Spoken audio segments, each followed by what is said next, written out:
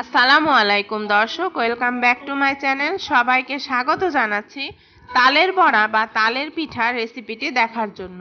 এই পিঠাটা বানাতে যেমন সহজ, খেতেও অনেক মজা। কিভাবে খুব সহজে নরম তুলতুলে তালের বড়া বা তালের পিঠাটা বাসায় তৈরি করবেন, সেই রেসিপিটি আজ আমি আপনাদের সাথে শেয়ার করেছি। আশা করছি আপনাদের ভালো লাগবে। তালের বড়া তৈরির জন্য এখানে আমি 1 কাপ পরিমাণ ঘন তালের রস নিয়েছি। চেষ্টা করবেন ঘন রসটা নিতে, এতে করে পিঠাটা ভালো হবে। দিয়ে দিচ্ছি 1/2 কাপ পরিমাণ চিনি, তবে আপনারা যদি মিষ্টিটা বেশি খান তাহলে চিনিটা আরেকটু বাড়িয়ে দেবেন। এবার একটা হুইস্কের সাহায্যে চিনিটা খুব ভালোভাবে মিশিয়ে নিচ্ছি রসের সাথে। চিনিটা মিশে গেলে দিয়ে দিচ্ছি সামান্য একটু লবণ, ভালোভাবে মিশিয়ে নিচ্ছি। এবারে দিয়ে দিচ্ছি 1 কাপ পরিমাণ চালের গুঁড়া, দিচ্ছি 1/2 কাপ পরিমাণ ময়দা, দিয়ে দিচ্ছি 1/2 চা চামচ পরিমাণ বেকিং পাউডার। এবারে সবগুলো উপকরণ খুব ভালোভাবে মিশিয়ে নিচ্ছি।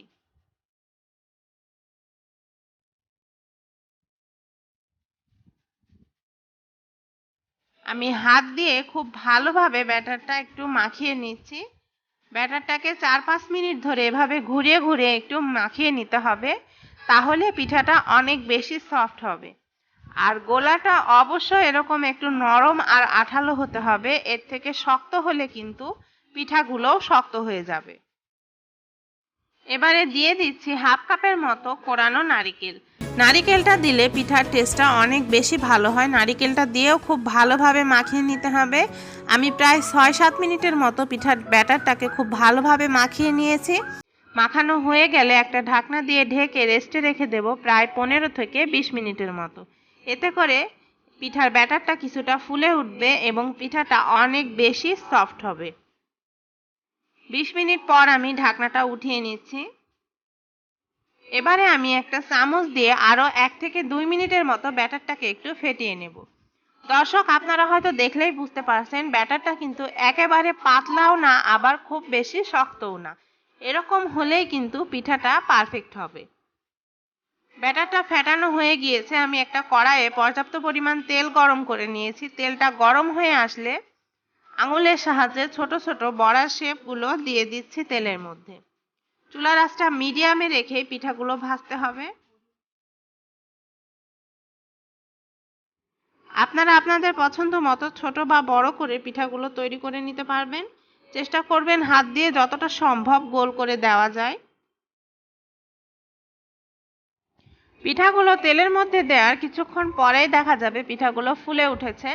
সে পর্যায়ে চুলার আঁচটা লো টু মিডিয়ামের মাঝামাঝি রেখে পিঠাগুলোকে ভেজে নিতে হবে।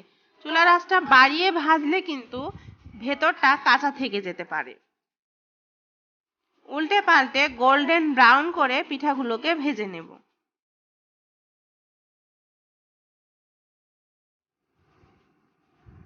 প্রায় 6 থেকে 7 মিনিট পর পিঠাগুলো ভাজা হয়ে গিয়েছে, কালারটাও চলে এসেছে। এবারে আমি এগুলোকে তেল থেকে উঠিয়ে নিচ্ছি।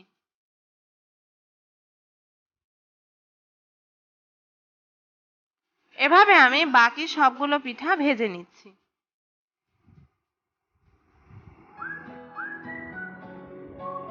প্রিয় দর্শক, মজাদার তালের বড়া বা তালের পিঠা পুরোপুরি রেডি।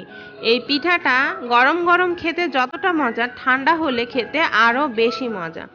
পিঠাটা বাইরে থেকে মুচমুচে আর ভেতর থেকে একেবারেই সফট হয়েছে, আপনারা দেখলেই হয়তো বুঝতে পারছেন। যারা মজাদার এই পিঠাটা খেতে পছন্দ করেন অবশ্যই বাসায় তৈরি করবেন, আর কেমন লেগেছে তা কিন্তু আমাকে কমেন্ট বক্সে জানাতে ভুলবেন না।